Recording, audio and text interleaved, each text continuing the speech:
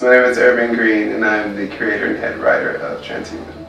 The story of Transhuman takes place roughly about 100 years from now, after humanity has gone through kind of this terrible crisis. I wanted to show a catastrophic event and show how, from that event, humanity works together to get over it and also to continue to prosper. It's about human nature, and it's about man trying to better themselves and sometimes dragging other people along behind them who might not be so ready for change. A transhuman is a person who has either elected or been born with the serum and chip inside of their body. As part of the goal to move towards a unified society and a culture, the serum helps control your anger, your rage. It kind of regulates emotional control.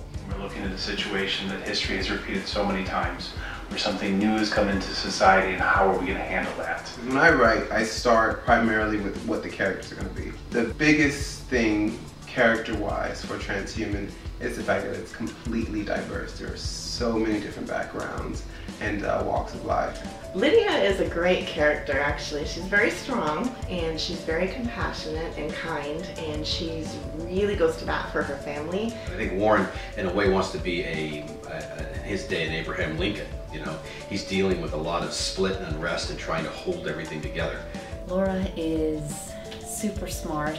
She's an idealist. She wants to get everything right. And she is working on a serum that will hopefully change humanity forever. Gerald's he's a charmer. You know, he's a really good guy. He just has issues making the right decision.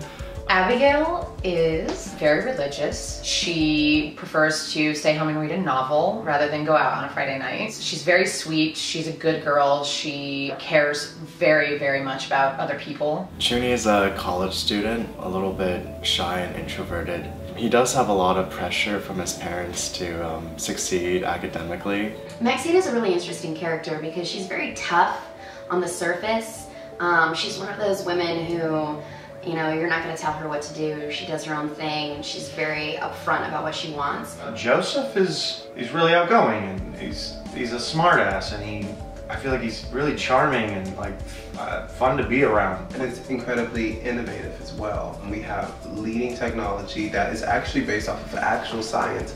And I think that's something that sci-fi fans can really appreciate, is the fact that we are able to have concepts exist, but also root them in actual science. A big difference in this show, in this project, is that you have a collection of people not just from one town and not just from one region.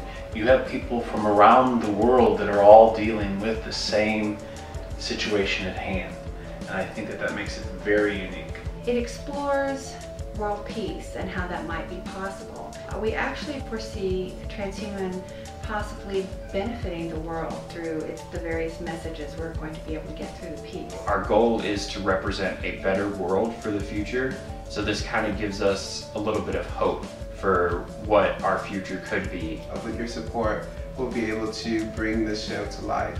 There's a lot of humanity in all these characters that have been written. There's a little something scary about you're not really sure what's going to happen to people and where they're going to go. It is a science fiction, but it deals with a lot of stories that are going on in today's world. It is very well developed, has a lot of people involved and people that are passionate about it. Like, there's drama, there's action, there's suspense, there's mystery, there's romance, then there's accurate science, and I'm just like, wow, you know, where is this show gonna go? Thank you guys so much for your support of Transhuman. It means the world.